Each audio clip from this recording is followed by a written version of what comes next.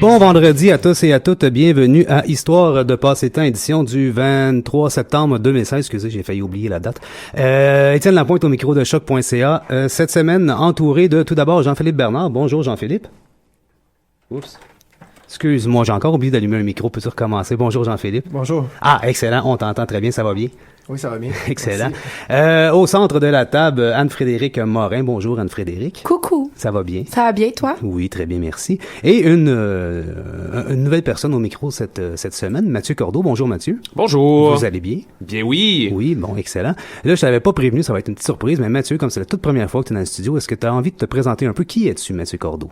Bien, je m'appelle Mathieu Cordeau, je suis étudiant en maîtrise et plutôt spécialisé dans l'histoire allemande, mais pour ma première chronique, pour être plus sûr dans mes choses, je vais traiter de mon projet de recherche de fin de bac.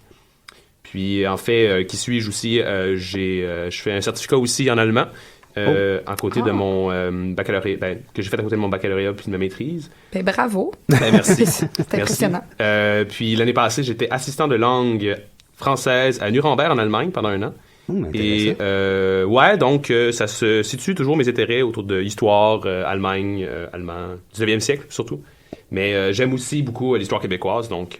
Ce dont tu vas nous parler, bien entendu, aujourd'hui, oui, avec la syndicalisation des travailleurs forestiers. Exactement. Voilà. Un premier sujet présenté. Anne-Frédérique, avant que tu passes aux nouvelles, toi, tu vas nous parler un peu plus tard de bilinguisme à Ottawa. Oui, c'est ça. À Ottawa, au Québec, au Canada.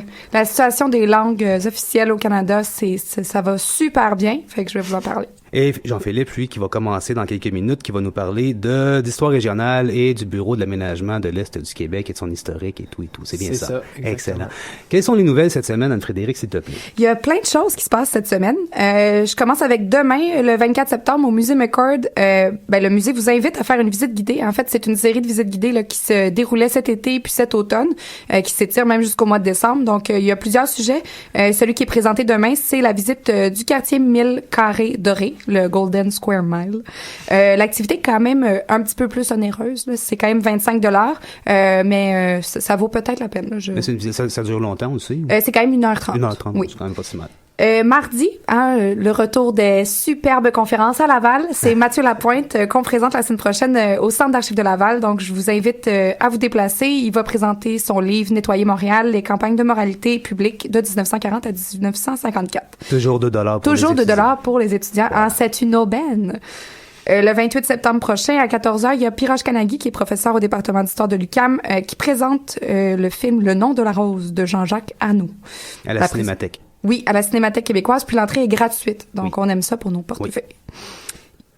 Juste pour les étudiants, peut-être du bac ou qui commencent en la maîtrise, là, il y a 2 étudiants du doc en histoire à l'UQAM qui vont donner des ateliers pour comment bien réussir un travail en histoire. Ça peut être toujours utile. Oui, c'est Guillaume Marceau et Victor, dont j'oublie le nom. Bissonnette, je pense. Victor Bissonnette, c'est ça, qui est étudiant au doctorat avec Andrew Barros et Guillaume Marceau, qui est aussi chargé de cours ici à l'UQAM, qui donne le cours de Deuxième Guerre mondiale. Et, voilà. Bon, ça peut être que plus intéressant. C'est le 28 septembre, puis le 5 octobre prochain, là, c'est de 12h45 à 13h45. Donc, vous pouvez aller consulter le site du département pour plus d'informations. Encore le 28 septembre, il y a Emmanuel Château-Dutier, qui est professeur à l'UDM, qui donne une conférence intitulée « L'instrumentation d'un corpus de textuel en histoire de l'art, le cas des guides de Paris ». Bon, la conférence aura lieu à 14h à l'UQAM. Puis, on vous rappelle toujours que le manuscrit, la revue du département d'histoire, est à la recherche de 2 correcteurs. On vous rappelle que c'est une job superbe qui n'est pas payée, bénévole bien sûr, mais c'est vraiment génial. On a besoin d'une lettre de présentation puis d'un CV à l'adresse info@revuelemanuscrit.com. Étienne, as-tu quelque chose à rajouter? Jusqu'au 14 octobre pour envoyer votre lettre et votre CV. Puis, tu avais une petite nouvelle à nous rajouter? Ouais, bon, je l'aurais sauté parce évidemment, on gruge trop de temps, mais oui, il y a le CERAN ici, le centre, j'ai oublié le nom, dame. Le Centre de recherche en études de l'Action nationale. C'est ça? En tout cas, c'est un groupe de recherche de l'Action nationale. Merci Jean-Philippe. Qui est un centre qui est un centre de recherche qui est ici, un groupe à l'UQAM qui organise un colloque sur l'émancipation du peuple québécois par le sport. Donc vous comprendrez, c'est un sujet qui me passionne beaucoup. Et on va parler de lutte entre autres. Il y a mardi soir le 27 à 17h30 une conférence de Pat Laprade sur la lutte et le Québec. Et il y a aussi 4 autres panélistes qui vont venir à 19h toujours à Les Noirs discuter de la possibilité de faire les équipes nationales québécoises dans les compétitions internationales. Donc, si ça vous intéresse, c'est à ne pas manquer. Ceci étant dit, les nouvelles étant faites, passons immédiatement le micro à Jean-Philippe Bernard qui nous parle du BAQ. Qu'est-ce que le BAQ? Bon, ben, écoutez, je vous apprendrai rien en vous disant que le Québec, comme tous les autres pays occidentaux, est entré depuis plusieurs dizaines d'années dans une économie qu'on appelle post-industrielle. C'est-à-dire une économie du savoir qui est fondée sur les nouvelles technologies et l'industrie de services dominant les secteurs plus traditionnels comme l'agriculture et l'exploitation des ressources naturelles. Résultat, on se retrouve devant la dévitalisation de certaines régions qui étaient fondées historiquement sur ces économies primaires et secondaires, au profit de centres urbains grandissants et affichant une économie de plus en plus compétitive à l'échelle mondiale. C'est la vieille thèse des théories de la dépendance qui apparaît comme une prophétie de Nostradamus. Puis ce qu'on appelle aussi un peu l'exode des régions vers les villes. Exactement. Donc, si on s'attarde à des politiques très récentes, la crise économique qui frappe le Canada et le Québec depuis 2008 semble affecter particulièrement les régions québécoises. À Ottawa, des modifications dans le régime d'assurance-emploi, par exemple, par le gouvernement Harper, des constantes réductions dans les services postaux ou une diminution de services de transport, rappellent que les régions sont particulièrement ciblées par les coupures des gouvernements obsédés par l'équilibre budgétaire. Pendant ce temps, à Québec, la liste des actions frôlant la politique du mépris est plutôt longue. Centralisation, fermeture des bureaux régionaux et des organes dédiés au développement régional, diminution des services en santé et en services sociaux, orientation des politiques de développement dans une logique exclusivement économique, et la liste est longue. Même les caisses des jardins, nées pour desservir les populations agricoles et rurales qui étaient peu intéressantes pour les grandes institutions financières, s'y mettent, fermant des succursales et forçant les gens de ces villages à se déplacer toujours plus loin pour obtenir des services. Des villages qui sont déjà en plus passablement éloignés dans certains endroits. Exactement. Et c'est quoi le rapport avec le BAQ, me direz-vous? Ben, vous m'excuserez pour cette longue introduction qui est un peu éditorialiste, là, mais elle me semblait nécessaire pour réfléchir à l'évolution des rapports entre les centres politiques et les régions du Québec. Plus de 40 ans après la fin des opérations d'unité, en réponse aux politiques de l'État québécois qui voulait fermer certains villages qu'on disait économiquement non rentables et socialement non viables, et c'est une citation, le débat sur la question des régions est toujours vif. C'est dans ce contexte qu'un retour sur l'expérience du BAQ me semblait intéressant. D'abord, petit retour sur les années 60. Faute de temps, je ne vais pas énumérer les différentes positions du débat qui a cours chez les historiens et historiennes au sujet des années 60, notamment entre des historiens révisionnistes et les tenants d'une thèse de la Révolution tranquille. Je vais me contenter de souligner l'importante transformation qui se produit durant cette période, c'est-à-dire l'introduction au sein de l'État québécois et de son administration publique d'une nouvelle classe de fonctionnaires appelés dans le jargon les technocrates. Adjectif péjoratif, me direz-vous, le terme technocrate est généralement utilisé pour évoquer la nature autoritaire et hiérarchique des nombreuses décisions prises durant la décennie. Mais c'est péjoratif de nos jours. Hein. Mais ça ne l'était pas à l'époque? Ça devient à l'époque okay. Avec un ouvrage de Jean-Jacques Rousseau, je pense, qui s'appelle... Jean-Jacques Rousseau. Mais moi, j'avais Jean-Jacques Goldman, là. C'est pas... Jean-Jacques... C'est pas Rouillard. Je me rappelle plus de son nom de famille, mais qui a écrit un ouvrage qui s'appelle quelque chose comme La longue marche des technocrates.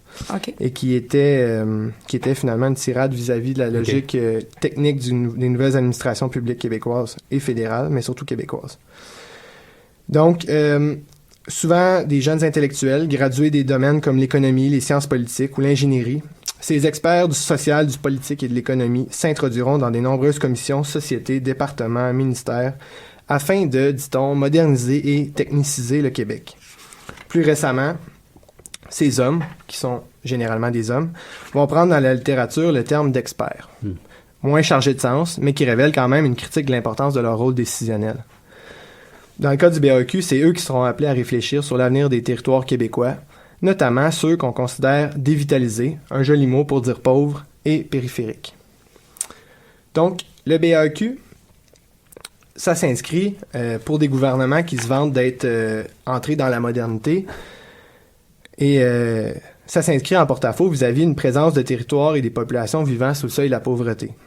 Ça passe bien mal pour un gouvernement qui se dit moderne et universaliste. C'est donc dans ce contexte-là que des expertises émergent, dont le BAQ, pour gérer la question des territoires. L'adoption de la loi sur l'aménagement rural et de développement agricole par le gouvernement fédéral en 61 vient servir d'incitatif au gouvernement provincial pour enclencher une nouvelle politique de revitalisation des milieux ruraux au Québec. En mars 63, le Conseil d'orientation économique du Bas-Saint-Laurent dépose un mémoire au cabinet de Jean Lesage intitulé « La région pilote de l'aménagement de l'Est du Québec ». Titre un peu un peu boiteux. Dans ce document, on y expose la situation économique et sociale du Bas-Saint-Laurent et on y propose de mettre en place un projet pilote visant à revoir le développement des paroisses dites sous-développées. Durant les mois qui suivent, Alcide Courcy, qui est ministre de l'Agriculture, recommande la mise en place d'une commission régionale mandatée d'enquêter et de recueillir les recommandations des populations locales en y incluant également la Gaspésie et les îles de la Madeleine.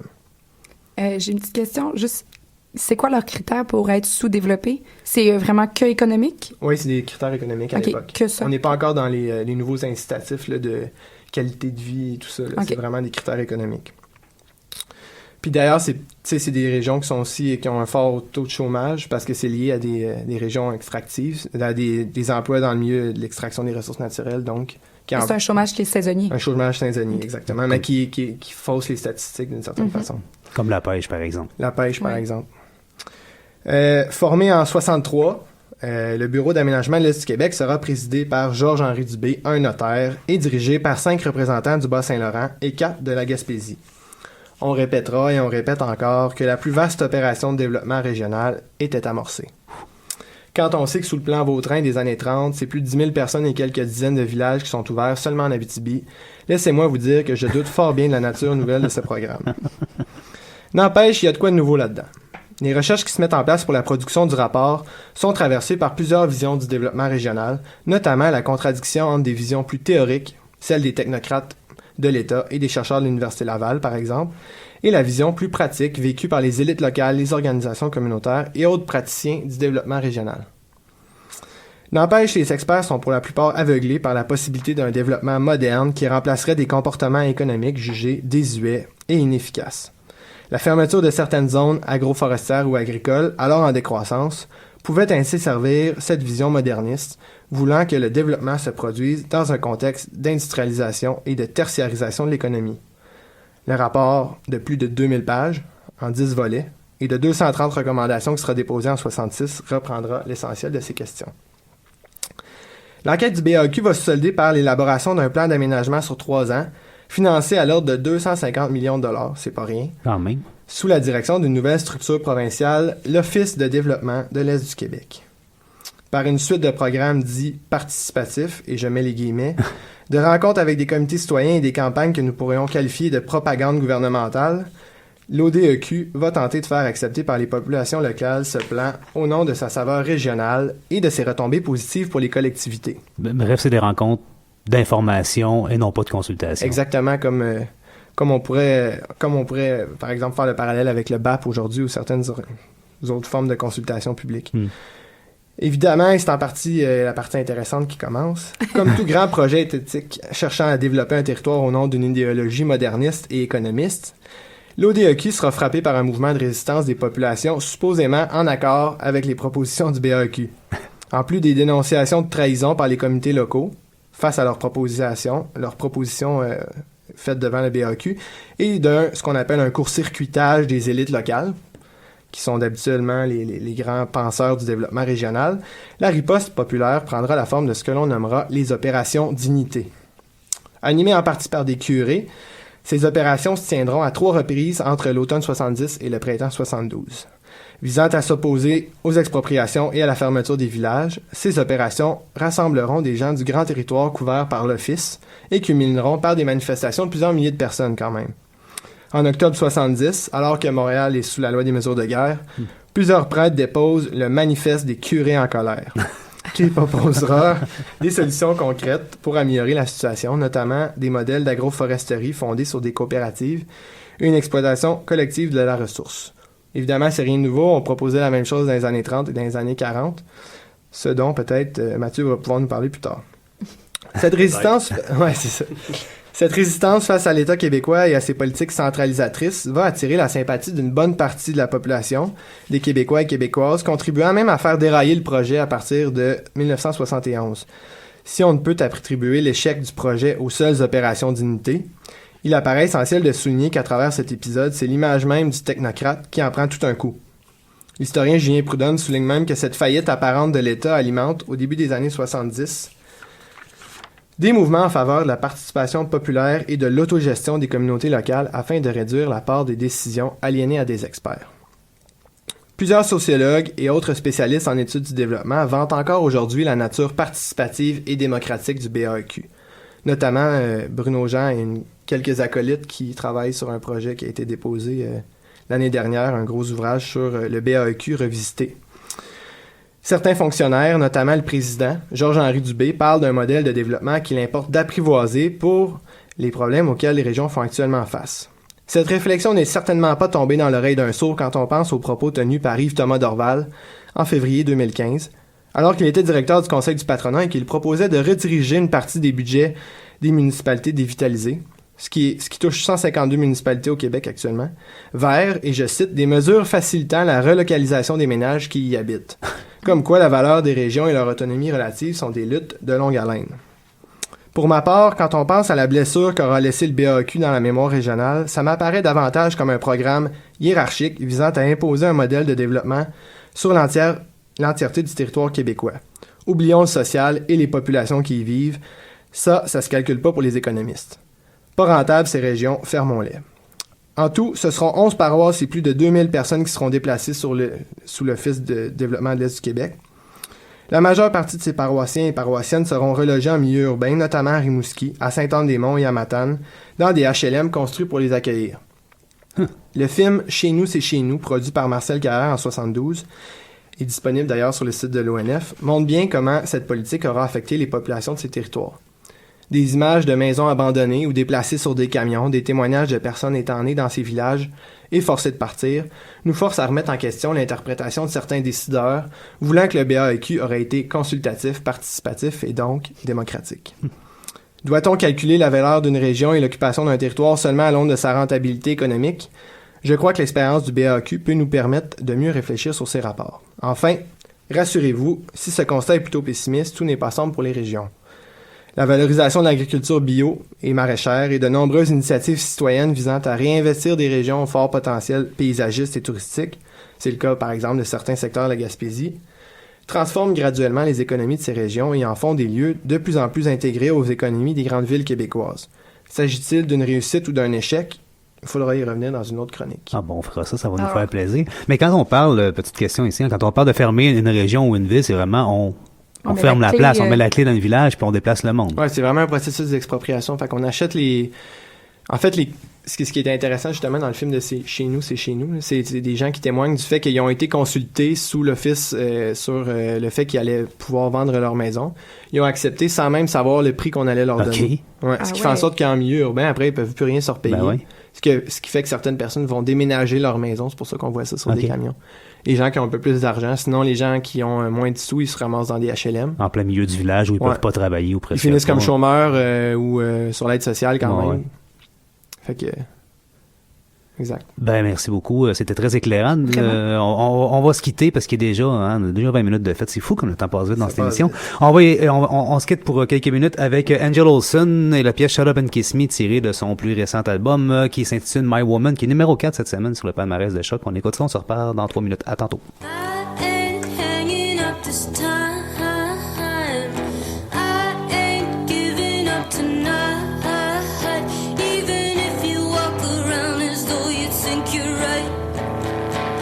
You wish to still believe it's worth the fight.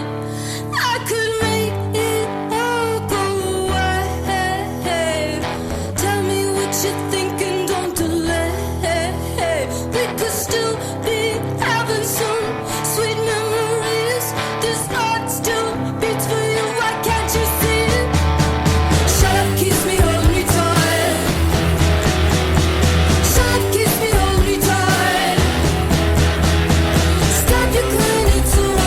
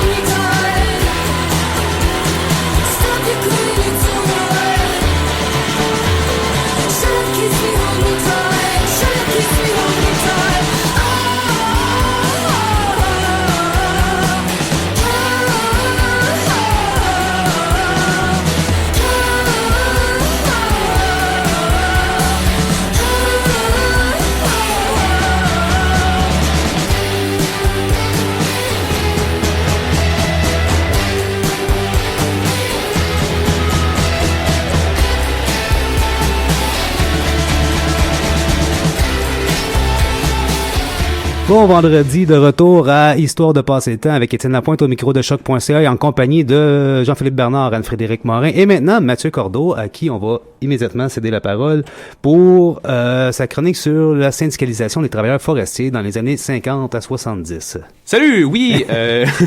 Bien, moi, je vais vous m'entretenir avec vous cette semaine de la spécificité québécoise de la syndicalisation des travailleurs forestiers dans les années 50 à 70.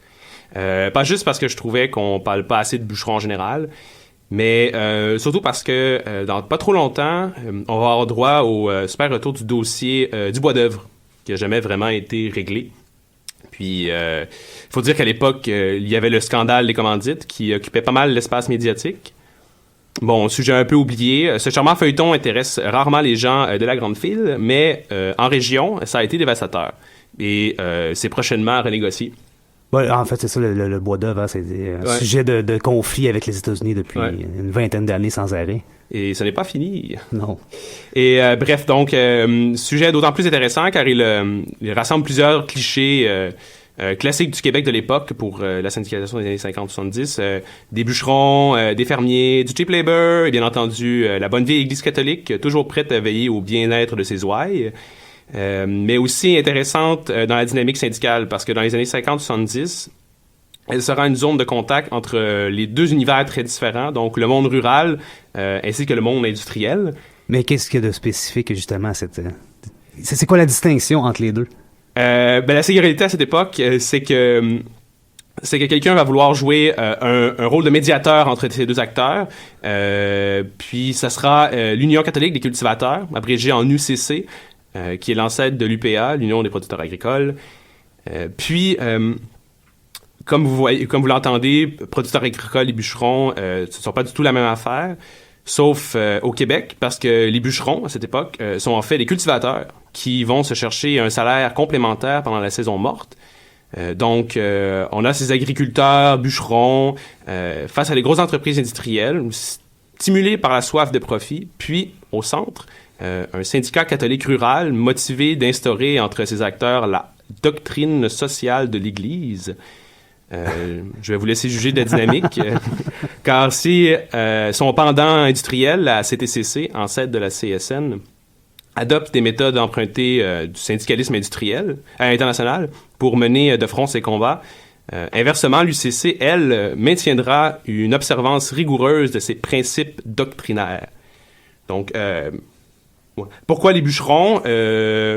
Justement, c'est ce qui est intéressant, pourquoi eux vont aller là-dedans. Donc, car si l'UCC existe depuis 1924, son service forestier fondé seulement en 1933. Donc, la raison, c'est que cette année-là, se produit la première grève de toute l'histoire de l'industrie québécoise du bois à Rouyn, la première grosse. Puis, sur ce sujet, l'historienne Béatrice Richard a écrit un livre qui donne le ton, Le péril rouge au Témiscamingue. OK. Péril rouge dans le sens de communiste. Oui, okay. Exactement. Et oui, la peur du rouge, c'est la haine et la peur, ces puissants moteurs de l'histoire qui vont propulser cet événement en haut lieu. Parce qu'en fait, la grève dure seulement 3 jours. OK. Et les principaux agitateurs sont emprisonnés, les bûcherons retourneront docilement dans leurs campements respectifs pour digérer leur échec.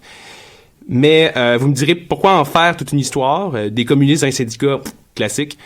En fait, ce qui est épouvantable pour l'Église à l'époque, c'est qu'une poignée d'agitateurs communistes ontariens, donc des étrangers, venus transmettre des idées séditieuses à de pieux Canadiens français, et surtout que certaines de ces brebis s'égarent et contaminent les campagnes québécoises avec les dites idées subversives. Donc vraiment, c'est le principe de savoir que lorsqu'ils vont revenir dans les campagnes, est-ce qu'ils vont infecter les cocons moraux que l'Église tient hermétiquement.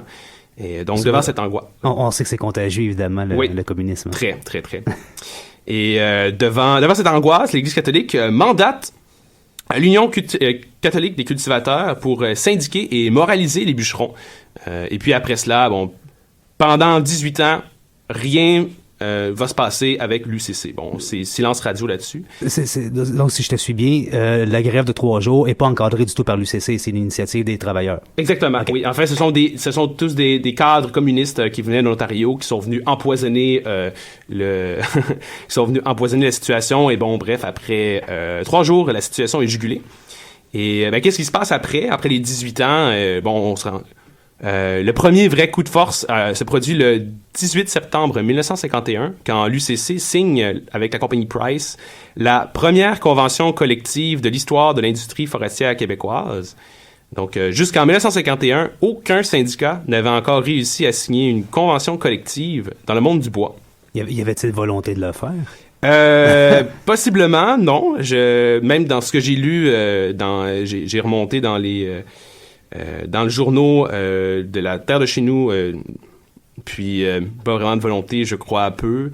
C'est la difficulté aussi de syndiquer des métiers qui sont aussi séparés, puis qui sont aussi saisonniers, des gens qui aussi sont pas éloignés nécessairement d'une saison à l'autre dans les mêmes camps non plus avec le même patron.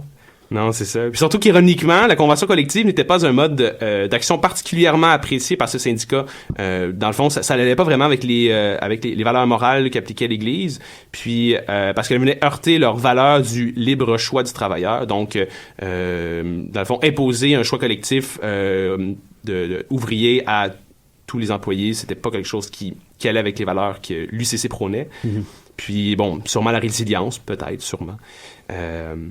Enfin, c'est à partir de cet événement que commence la domination de l'UCC dans le monde forestier, qui réussira à syndiquer, dans ses meilleures années, 15% de la force sylvicole au Québec. C'est peu dire à quel point les bûcherons sont difficiles à fédérer, démontrant assurément l'échec des autres syndicats d'obédience plutôt socialiste, mais aussi l'échec en général, puisque 15% de syndiqués, c'est pas tant une réussite. Mais bon, faut savoir apprécier les petites victoires là où il y en a. Puis de nouveaux obstacles qui sont plus propres au contexte québécois, entre 1951 et 1970, expliquent ce maigre coup de filet syndical. Donc, tout d'abord, les campements de bûcherons en Ontario sont plus grands, par souci d'économie pour la construction des routes. Donc, on va juste faire un grand camp avec juste des routes pour amener le bois à cet endroit, alors qu'au Québec, je sais pas si on regarde moi les dépenses, mais c'est la construction de petits camps mal entretenus et insalubres qui est la cote.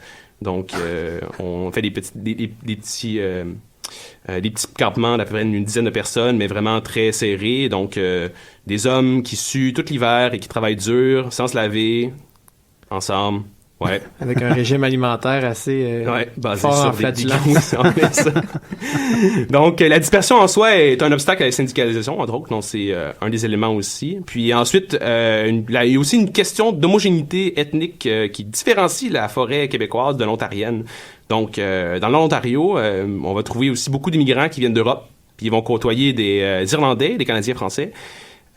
Il se déclenche pas moins de 181 grèves entre 1900 et 1949 dans le nord de l'Ontario, dans le secteur forestier, alors qu'au Québec, entre 1901 et 1975, il ne s'en déclenche seulement 38. Et c'est certainement pas parce que les conditions de travail étaient meilleures. Et non. Donc, 181 grèves en 45 ans contre 38 en 74 ans, le rêve d'Éric Duhem et des maillots du monde de ce monde. Non, ils vont dire que c'est trop. C'est quand même. C'est déjà trop, hein. Ici, l'avantage sera l'UCC. L'avantage sera l'UCC qui va beaucoup miser sur la solidarité confessionnelle pour garder ses rangs, alors que les autres syndicats pouvaient plutôt miser sur le collectif. Puis, donc, ça ne marchera pas. Donc, l'UCC va avoir cet avantage sur ce côté-là. Puis, à l'instar du reste du continent, entre autres, qui utilise, donc c'est un autre aspect, qui utilise le salaire horaire, le Québec met de l'avant son caractère distinct et avec la rémunération à la pièce. Donc, ce type d'honoraire découle en fait d'une crise organisationnelle qui avait produit une chute de la productivité dans l'industrie à la suite de la Première Guerre mondiale. Donc, pour ne pas encourager les paresseux à se traîner les pieds au salaire horaire, on décide de payer les travailleurs à forfait. Une condition qui engendre une compétition entre les bûcherons, et par le fait même, un obstacle certain à leur syndicalisation. Donc, l'abandon de la rétribution à la pièce ne sera jamais une revendication de l'UCC, jugeant, par égard à la bonne morale chrétienne, que cette méthode récompenserait justement les bons travailleurs et punit ainsi les fainéants. Bien entendu. Mm-hmm. Et la dernière spécificité, en fait, du contexte québécois sur la syndicalisation entre 51 et 70 est la nature, en fait, de la main-d'œuvre. Donc, comme l'a dit mon collègue tantôt, contrairement au reste de l'Amérique du Nord, où les travailleurs forestiers étaient plutôt des employés spécialisés, au Québec, la large majorité des bûcherons sont en fait des cultivateurs. Donc, ce sera vraiment un travail qui est saisonnier. Puis, couper du bois pour eux, c'est obtenir un salaire complémentaire. Et, la préséance du travail agricole est aussi fortement véhiculée à travers le discours de l'UCC, puis qui est visiblement mal à l'aise avec des revendications ouvrières qui irritent ses bonnes valeurs chrétiennes. Donc, au menu, combattre le prolongement de la saison de la coupe pour pas désavantager les agriculteurs qui, pris dans ces travaux agricoles, ne pourraient pas occuper un poste en forêt. Alors qu'en Ontario, le bois est leur principale source de revenus. Ça explique aisément l'importance qu'ils accordent à l'amélioration de leurs conditions de travail en forêt, contrairement aux travailleurs québécois qui, se disent, mais j'endure ça l'hiver, puis de toute façon, après, je retourne sur ma ferme. Puis, en définitive, c'est la conjoncture du travail forestier qui explique le succès qu'a eu l'UCC chez les bûcherons québécois, donc les bûcherons cultivateurs. Mais visiblement mal à l'aise avec un discours ouvrier, l'UCC se divorcera de son service forestier en 1970 pour créer la Fédération des producteurs de bois. Donc, on voit déjà une association qui s'en vient vers UPA, producteurs agricoles, producteurs de bois. Donc, c'est vraiment... on cherche à trouver des mini-entrepreneurs ou presque des travailleurs autonomes, en fait, qui ne louent pas leur force de travail à un employeur. Et une position qui cadre mieux avec leur type de syndicalisme, où le bûcheron s'est transformé en sylviculteur, un hybride entre le bûcheron et l'agriculteur, justement. Et les autres travailleurs forestiers qui n'auront pas suivi cette destinée s'incorporeront en majorité dans des syndicats implantés, surtout dans les usines de pâte et papier, pour former une plus grosse force de travail contre les méchants boss. C'est une belle conclusion. mais donc, si je comprends, parce que là, je suis pas certain, ça veut dire que ce que l'UCC privilégie, c'est que le travailleur forestier, finalement, ne soit pas à l'emploi d'une grosse corporation, mais bien qu'il devienne, que ce soit un genre de rassemblement de petits producteurs, de petits entrepreneurs? Ouais, effectivement. Peut-être plus, on pourrait dire un peu un travailleur autonome, en fait. C'est qu'ils veulent pas que ce soit des employés qui sont à la solde, en fait, dans le fond, de pas être désengagés pour une compagnie. C'est vraiment qu'ils doivent être presque, comme vous dites, un peu des petits entrepreneurs, puis qui sont toujours un peu maîtres un peu de leur force de travail. OK, donc qui ont une pièce de terre à quelque part, dans le bois, qui produisent eux-mêmes, qui coupent le bois dessus puis qui le vendent. Un lot de colonisation, par exemple. Ouais. Voilà. Ouais, okay. Aussi, souvent, des fois, ils vont vanter un peu le principe qui était, je l'ai pas noté là-dedans, mais ils appelaient ça intégrer le boisier de ferme à l'économie rurale. C'était en fait que souvent, qu'est-ce qui reste de bois dans le fond de la terre? Tu l'utilises, l'hiver, tu t'en vas couper un petit peu de bois, puis après, tu vas le vendre à des compagnies de pulpe. Donc, tu vas chercher un autre salaire. Puis avec ça fait que tu te ramasses pas dans le bois à travailler avec d'autres gens qui sont au service de compagnies. Puis d'après moi, c'est aussi pour... sociabiliser avec des gens qui ont des tendances syndicalistes, par exemple. Entre autres, ou des fois qui peuvent juste blasphémer. Des histoires qui peuvent être vulgaires. C'est des trucs aussi, la vision moralisatrice aussi que l'UCC avait. Puis qu'elle essayait toujours d'avoir un peu de garder le contrôle sur un peu une espèce de cocon sur ses bonnes ouailles un peu aussi, pour être sûr qu'il ne s'éloigne pas trop du... bon chemin. Évidemment. Ce qui est crucial dans le Québec d'une certaine époque. Oui. Bref, il n'y a jamais eu une intention non plus de la part de l'UCC d'encourager le développement d'une industrie forestière. Non, pas vraiment, non. Pas d'un point de vue industriel, en fait. Bien entendu. Excellent. Merci beaucoup, Mathieu, pour cette... Ça fait du bien comme d'avoir un peu d'histoire régionale. Merci Jean-Philippe, merci Mathieu. On parle beaucoup de Montréal ici. C'était la thématique d'aujourd'hui. Et voilà. Contrepoids Amélie.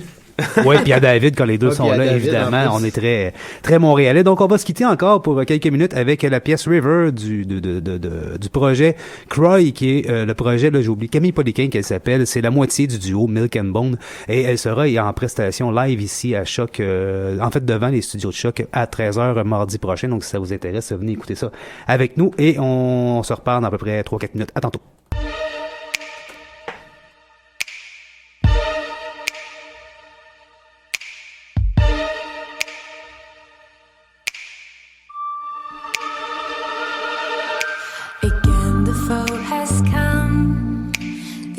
Left me alone, but I have grown to be the one I long to see. But I am not the same.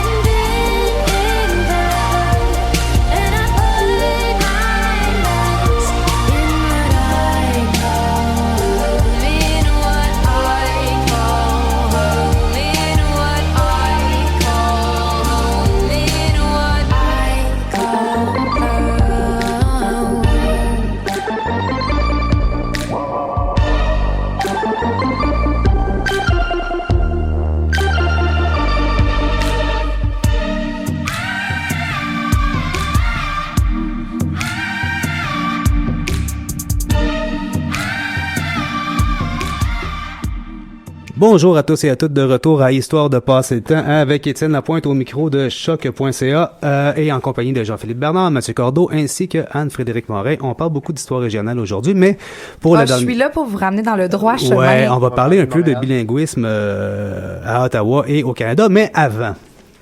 Comme je fais pas de chronique aujourd'hui, j'ai pas pu résister à vous parler quand même d'un personnage que j'aime beaucoup qui s'appelle Yogi Berra. Son vrai nom, c'est Lawrence Peter Berra. Il s'appelle Yogi parce qu'il paraît qu'il marchait comme un yogi. C'est pour ça qu'on l'a appelé comme ça à l'école secondaire. Et hier, c'était le premier anniversaire de sa mort. Et ça, cet événement, c'est un ancien joueur de baseball. Évidemment, je pense que vous le saviez pas. Et vous savez comment j'aime beaucoup le baseball. Et ça l'a attristé énormément de baseball majeur parce que Yogi a été très marquant dans l'histoire du baseball et outre la qualité de son jeu, parce qu'il était quand même assez bon. Yogi s'est rendu célèbre par quelques citations savoureuses qui sont entrées dans la langue populaire, comme bien d'autres expressions en lien avec le baseball. Des fois, on s'en rend pas compte, mais ça a marqué beaucoup le langage populaire. Et ce qui illustre évidemment l'importance qu'a eu le baseball dans la culture populaire aux États-Unis, certes, mais ici aussi, à une autre époque, on en parle moins aujourd'hui parce qu'il n'y a plus de baseball majeur à Montréal, mais quand même, ça a été très important dans l'histoire du Québec, ce qui exprimait du coup l'attachement profond du Canada français, du Québec à l'Amérique. Mais ça, j'en reparlerai peut-être. J'ai déjà écrit un article là-dessus, puis je pourrais en jaser bien longtemps. Berra a fait partie de la toute-puissance équipe des Yankees de New York des années 50. Plus précisément, sa carrière s'étire sur 18 saisons, de 47 à 1963. Il va revenir en 65 jouer une demi-saison avec les Mets, mais ça compte pas vraiment, fait qu'on n'en parle pas. À l'époque, la ville de New York, c'est la capitale du baseball. On compte 3 équipes, les Yankees dans le Bronx, les Giants à Manhattan et les Dodgers à Brooklyn. De 49 à 58, inclusivement, une équipe de New York est en série mondiale. Bien, en fait, il y en a souvent 2, mais il y a au moins une équipe de New York à la série mondiale à chaque année. C'est souvent une équipe de New York qui gagne, bien entendu. Les Yankees, en 10 saisons consécutives, vont y participer 9 fois et en gagner 7. Donc, on s'entend que c'est pas rien. C'est pas rien. C'est l'équivalent du Canadien à l'époque, si on veut.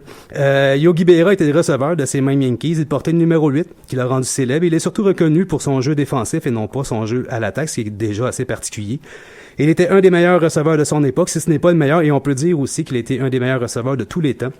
C'est lui qui était derrière le marbre lorsque Don Larson a lancé son match parfait durant la Série mondiale de 1956, le seul match parfait en série d'après-saison de toute l'histoire du baseball majeur sur les 15-18 matchs parfaits de l'histoire. Sur plus de 200 000 parties, il y a environ une quinzaine de matchs parfaits. Et on disait que personne ne pouvait diriger les lanceurs comme Yogi Berra faisait, et même Casey Stengel, le mythique gérant des Yankees qui l'a dirigé longtemps, disait de lui qu'il était le plus naturel de tous les joueurs de baseball.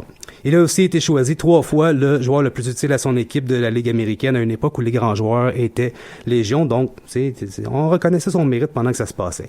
Après sa retraite, Berra a aussi été entraîneur et gérant, notamment avec les Yankees de New York, évidemment, et les Astros de Houston ensuite. Il a fait partie d'équipe championne de la Série mondiale à 13 reprises sur 21 participations. Quand même pas rien. Mais on se souvient, comme je disais tantôt, de Yogi pour ses yogiismes, ses belles citations. On a trouvé un nom pour ça. Et on lui attribue notamment, en voici quelques-uns que je les ai traduits juste pour vous. Si les fans ne veulent pas venir au stade, il n'y a personne qui va les arrêter. 90% du succès au bâton est psychologique, l'autre moitié est mentale. Ma favorite, personnellement, l'avenir n'est plus ce qu'il était. Et évidemment, celle que tout le monde connaît, ce n'est pas fini, tant que ce n'est pas fini. Et quand un journaliste lui parler de toutes ces citations qui disait en posant la question « Est-ce que tu fais exprès? » il a tout simplement répondu « Je n'ai pas dit la moitié des choses que j'ai dites. » Enfin, je souligne que Yogi Berra a trouvé le moyen de mourir. Il y avait de la suite dans les idées. Il a trouvé le moyen de mourir 68 ans, jour pour jour, après avoir joué son premier match avec les Yankees, c'est-à-dire il est mort le 22 septembre. Il avait commencé sa carrière le 22 septembre 1947. Et donc, voilà, on lui dit « Repose en paix, Yogi ».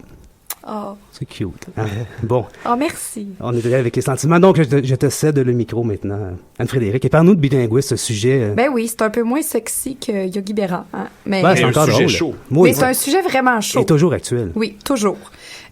Pourquoi je vous en parle? Ben, le 16 septembre dernier, il y a un article de Radio-Canada qui nous indiquait qu'il y a un député libéral fédéral qui souhaite que Ottawa devienne officiellement une ville bilingue.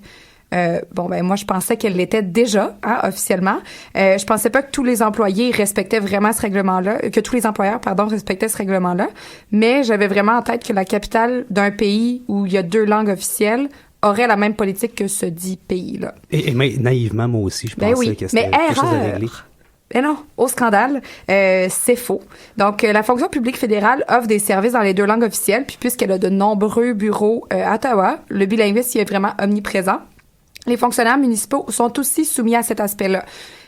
En 2006, il y a Graham Fraser, qui est ancien commissaire aux langues, commissaire fédéral aux langues officielles, dans son ouvrage Sorry, I Don't Speak French, affirmait que le bilinguisme d'Ottawa, il dépasse vraiment pas le cadre administratif. Donc, dans les commerces, il n'est pas appliqué parce qu'il n'est pas une ville bilingue officielle. Parce que c'est pas obligatoire. Si c'est pas obligatoire, pourquoi? Exactement. Mais est-ce que même si la ville était bilingue, les employés de commerce seraient obligés de servir les gens français? Ah oui. Oui. Ils auraient dans l'obligation d'embaucher des gens qui peuvent répondre, pas nécessairement être bilingues complètement, mais de répondre aux personnes dans les 2 langues officielles. D'avoir un anglais fonctionnel, comme on dit, pour les juges de la Cour suprême. Exactement. Comme les députés aussi, d'ailleurs, ou les ministres et tout ça. Ils sont pas tous bilingues fonctionnellement non plus. Malgré la présence d'une communauté francophone, le français est très rarement utilisé dans les commerces à Ottawa. Pour Fraser, cette situation-là est vraiment problématique car elle révèle le manque d'efficacité du bilinguisme fédéral qui a peu d'influence en dehors des organismes relevant de sa juridiction directe. La ville d'Ottawa n'a d'ailleurs pas officiellement été déclarée bilingue après la fusion des communes il y a quelques années. Fraser souligne même le fait que la très controversée loi 101, faisant du français la langue officielle du Québec en 77, là, je vais revenir un petit peu là-dessus tantôt, a enrayé l'anglicisation de Gatineau, qui constitue la partie québécoise de l'agglomération. On y reviendra avec Jean-Philippe qui pourra nous en parler un petit peu plus tard. Enfin, cette situation linguistique du français à Ottawa est humiliante, selon Fraser, pour les nombreux francophones du Canada, et en particulier ceux qui ne parlent pas l'anglais, nombreux au Québec selon lui, qui se rendent dans la capitale fédérale et cela favorise donc le séparatisme québécois. Là, ça, c'était l'opinion de M. Fraser. Je serais un petit peu intéressée à savoir qu'est-ce que vous en pensez du bilinguisme à Ottawa. Saviez-vous que c'était pas une ville officiellement bilingue? J'imagine que Jean-Philippe, oui. Tu viens de ce coin-là. Mais le pire, c'est que non, parce que depuis que je suis petit, moi, on me dit, si tu demandes de te faire servir en français, tu vas te faire servir en français. Alors que dans tous les commerces, on se fait... ça arrive, par exemple, dans le marché bail, le secteur un peu plus commercial...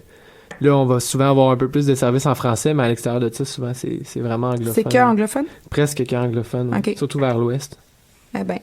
Puis, est-ce que vous avez des commentaires à partager? Moi, personnellement, je l'avais déjà lu dans le journal qu'il y avait un mouvement, justement, qui s'organisait à Ottawa pour promouvoir, en fait, le bilinguisme pour la ville. Puis, je savais qu'il y avait aussi des groupes anglophones qui étaient contre, en disant que si le pays est bilingue, pourquoi est-ce que la ville serait obligatoirement bilingue? Donc, c'était un peu leur... On peut voir la contrepartie de ça. Si le pays est bilingue, pourquoi la capitale ne serait pas bilingue? C'est pour ça que naïvement, je pensais que c'était quelque chose de déjà réglé. Je me suis dit, la capitale d'un État...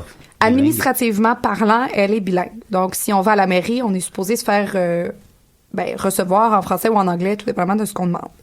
Là, je vais faire un très, très bref survol de l'histoire des langues officielles au Québec, au Canada. Il y en a vraiment long à dire. Je pense qu'on pourrait revenir sur chaque date spécifiquement. Il faut vraiment que tu sois bref parce que tu as 5 minutes maximum ça va être pour faire cette histoire-là. Je vais faire ça vraiment vite. En 1763, il y a le traité de Paris qui transfère la possession de française du Canada à l'Angleterre. Puis ça va créer la Province of Québec qui va abolir les droits des francophones. En 74, ça va être rétabli avec l'Acte de Québec.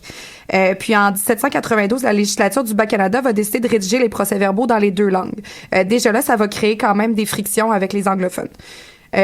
Il y a aussi, en 1837-1838, là, il y a quelques hommes un peu patriotiques qui vont faire, fâchés, qui vont faire des revendications puis qui vont dénoncer la domination anglophone dans la province de Québec. On se rappelle aussi du rapport Durham, peu de temps après, qui va affirmer que le Haut et le Bas-Canada doivent fusionner pour globalement assimiler la culture des francophones. En 67... Ça, c'est pour rendre service aux francophones. Oui, c'est ça. Pour qu'ils puissent adhérer à la culture britannique qui est donc supérieure... Oui, le bilinguisme, c'est beaucoup moins compliqué que le bilinguisme, on le voit. On n'aurait pas besoin d'en parler aussi longtemps si on était unilingue depuis 1840. On n'écrirait pas des chroniques pour ça. C'est ça. En 1867, le 150e que nous allons célébrer bientôt, on l'oublie souvent avec le 375e de Montréal, l'article 133 de l'Amérique du Nord britannique... c'est ça, il faudrait pas l'oublier, autorise l'emploi du français ou de l'anglais dans les débats du Parlement, mais il l'oblige pas. Donc, c'est vraiment, c'est selon ce qu'on ressent à ce moment-là. Là, on peut le faire en français ou en anglais. Cette disposition-là prévoit également l'usage obligatoire de ces langues dans les archives, les procès-verbaux et les journaux du Parlement, de même que l'adoption et la publication des lois dans les 2 langues. Donc, tout ce qui est fédéral doit vraiment être publié dans les 2 langues. Par contre, au niveau provincial, c'est vraiment laissé à la volonté des provinces. Je fais ici vraiment un très, très grand saut dans le temps pour arriver dans les années 60 avec la Commission royale d'enquête sur le bilinguisme et le biculturalisme. La commission... sur Laurando Danton. Oui, c'est ça. Elle va être chapeautée. par Lorando et Dunton. C'est une commission royale. Non, mais c'est bien, hein? C'est une commission royale d'enquête instituée par le gouvernement canadien de Pearson en 63, avec le mandat de faire enquête et rapport sur l'état présent du bilinguisme et du biculturalisme au pays et de recommander des mesures pour régler la situation. Là, on a vraiment, quand on lit la description de cette commission-là, on a vraiment le concept de deux peuples fondateurs qui est vraiment primordial dans ces textes. C'est M. Trudeau-Père qui va mettre en place en 69 les recommandations de la commission. Il va mettre en place la loi sur les langues officielles. La loi était l'une des pierres angulaires de la politique du gouvernement libéral. Puis à cette époque, il y a seulement 9% des emplois de la fonction publique fédérale qui étaient occupés par des francophones, bien qu'ils formaient un quart de la population. Juste pour faire un parallèle, là, en 2011, c'est 25% maintenant qui est occupé par des francophones. Donc, ça atteint pas mal le ratio. Oui, le ratio. Puis le Québec francophone est moins du quart de la population maintenant. On est quoi? Oui. 22%, je pense. Oui, je sais pas exactement, mais dans ces eaux-là. Même si elle a été adoptée par tous les partis politiques représentés à la Chambre des communes, la loi reçoit quand même un accueil super mitigé. Vraiment, là, ça va pas très bien. Dans toutes les capitales provinciales. Le Nouveau-Brunswick va adopter sa propre loi sur les langues officielles, puis l'Ontario va refuser de suivre le gouvernement fédéral, optant plutôt pour offrir des services en français dans certaines régions seulement. De son côté, le Manitoba, qui a banni le français de son assemblée législative et de ses tribunaux en 1890, ne fera marche arrière qu'à la suite d'un arrêt de la Cour suprême du Canada en 79. Donc, ça a vraiment pris du temps avant qu'ils se soumettent à la loi. Puis ils ont travaillé fort pour pas le faire. Vraiment. Parallèlement au travail de la Commission au Québec, il y a plusieurs problèmes qui vont survenir dans les années 60, notamment avec la crise de Saint-Léonard et les parents fâchés. Et la revendication de la francisation de l'Université McGill. Des écoles sont occupées par des étudiants, mais aussi des parents qui soit anglophones ou francophones vont réclamer le droit à l'enseignement dans leur langue. En 69, le gouvernement québécois va légiférer dans le même sens que ça, en confirmant le choix des parents en ce qui concerne la langue d'enseignement. Mais coup de théâtre. En 76, c'est l'adoption de la loi 101. On la connaît maintenant aujourd'hui. Il y a même des surnoms pas très cute qui circulent pour cette loi-là. Comme? Ils sont en anglais, c'est surnom pas très cute, là? Ouais, Nazi Act of Québec, oui. Okay. C'est pas super. Elle rend obligatoire l'affichage en français partout au Québec. Comparable. Oui, ça va quand même pousser loin. Là. Ouais, c'est ça. Elle va rendre obligatoire l'affichage en français partout au Québec, la fréquentation de l'école française pour tous, à l'exception des enfants de parents ayant fréquenté l'école anglaise eux-mêmes. Cette loi fait le bonheur des nationalistes québécois, mais elle provoque la colère des anglophones, mais aussi des allophones, puis même de certains parents francophones qui désiraient envoyer leurs enfants à l'école anglaise. Dans le fond, on comprend que le débat sur les langues officielles a vraiment perduré dans le temps. Il est certainement pas terminé.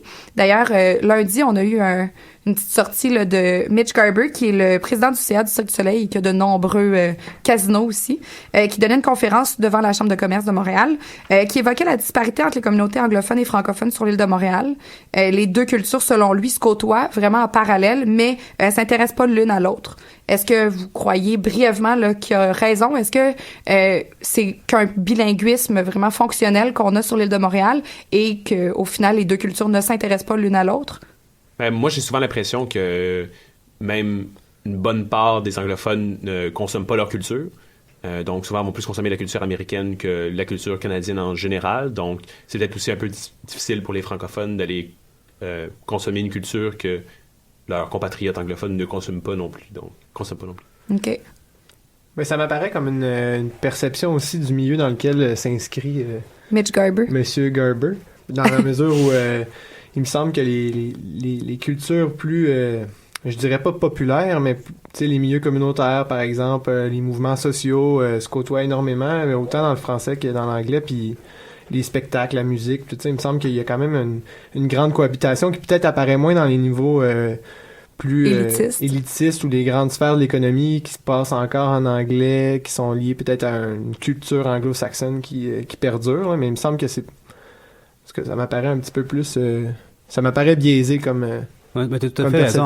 On l'a vu, entre autres, dans les années 60, il y avait des mouvements sociaux, des mouvements de revendication sociale qui étaient bilingues, en fait, anglo-montréalais et francophone. Bon, ça a explosé à certains moments parce que justement le nationalisme venait toujours mettre sa patte un peu partout, mais bon, quand même, ça avait réussi à fonctionner. Puis c'est vrai, si on prend dans un quartier comme le Myland, mettons qu'il y a eu une population anglophone qui est arrivée à la fin des années 90, début 2000, elle est beaucoup plus bilingue que la traditionnelle communauté anglo-montréalaise qui l'habite ici puis qui veut rien savoir d'apprendre l'anglais puis qui lit de Gazette puis qui est contente, qui pense que Les éditorialistes ont raison. Là. Voilà.